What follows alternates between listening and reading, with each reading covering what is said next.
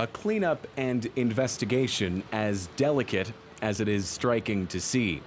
At its source, a nerve agent revealed today to be Soviet-era and military-grade. Statement, the Prime Minister. After a week of pressure to blame Russia, today Theresa May went all in, pointing to what she called Moscow's record of conducting state-sponsored assassinations. That it is highly likely that Russia was responsible for the act against Sergei and Yulia Skripal. The two remain in critical condition.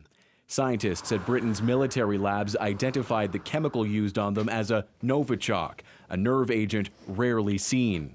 It was an indiscriminate and reckless act against the United Kingdom, putting the lives of innocent civilians at risk. To some, the use by Russia of a chemical weapon speaks volumes.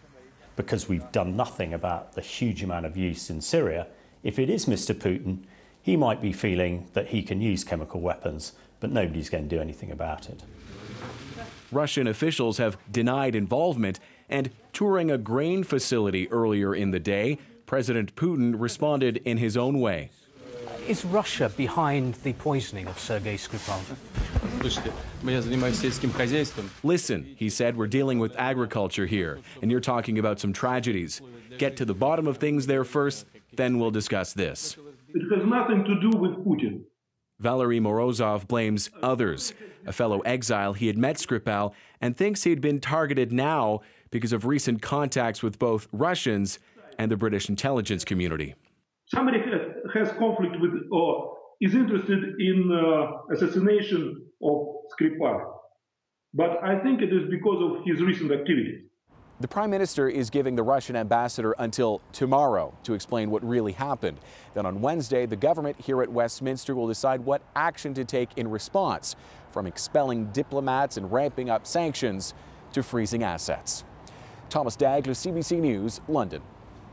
As for prosecuting anyone for the attack on the Skripals, let's just say that people in Britain are not getting their hopes up. Remember the death of Alexander Litvinenko? His tea was poisoned with radioactive polonium-210 in London in 2006. But despite evidence, 2 former KGB agents were involved and arrest warrants issued for them, Britain's request for their extradition was flatly turned down.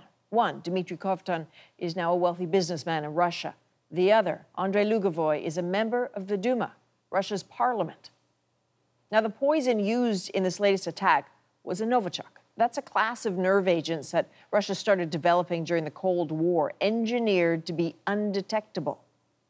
They're made from non-toxic components that, when mixed, become an active nerve agent.